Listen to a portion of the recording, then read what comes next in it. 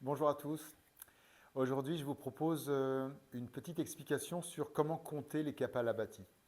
Euh, les Kapalabhati, vous savez, c'est les petites expirations très rapides. Il y a une vidéo d'explication là-dessus. C'est pas une obligation de les compter, mais il y a une pratique qu'on m'a enseignée qui consiste à compter. Quand on en fait beaucoup, c'est pas mal. Comme ça, on a un petit peu moins le mental qui peut continuer de vadrouiller ailleurs. Donc en fait, on va installer le pouce sur la première phalange du petit doigt. On va en compter 10, 10 sur la deuxième phalange et 10 sur la troisième. Et comme ça, au lieu de compter de 1 à 30 et puis ensuite jusqu'à 60, on va faire les 4 doigts. Hein. Il y a 3 phalanges par doigt, donc on va compter 10 sur le premier, 10 sur le deuxième, 10 sur le troisième, etc. Ça va faire 12 phalanges. 10 fois 10 points, si je peux dire, sur chaque phalange, on va arriver jusqu'à 120 Kapalabhati.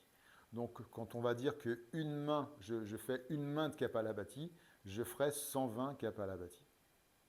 Voilà, on a vu ça en cours. Hein. La plupart des gens qui regardent les vidéos sont des gens que j'ai dans mes cours, donc vous connaissez bien ça. C'est bien de se familiariser avec ça.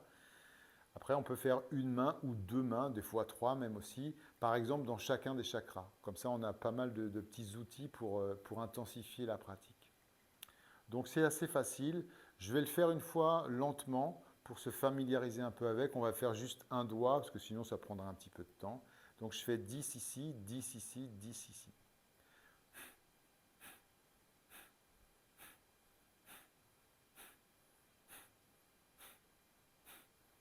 J'accélère un peu, je change.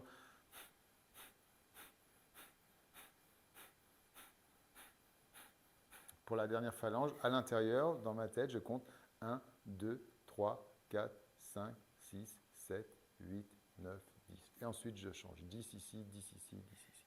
Voilà, c'est très simple. Si vous n'avez pas l'habitude de le faire, c'est une option, c'est une option de pratique, ce n'est pas une obligation bien sûr, mais c'est une façon de pratiquer qui est intéressante.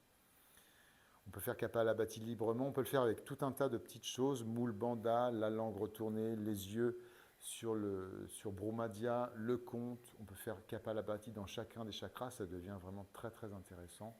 Mais pour ça, il faut avoir deux, trois petites pratiques annexes pour pouvoir avancer un petit peu là-dessus. Voilà, j'espère que ça a été clair, j'espère que ça vous convient. N'hésitez pas à me laisser des commentaires ou à me donner des idées de vidéos si vous avez besoin. Je vous remercie. À très bientôt.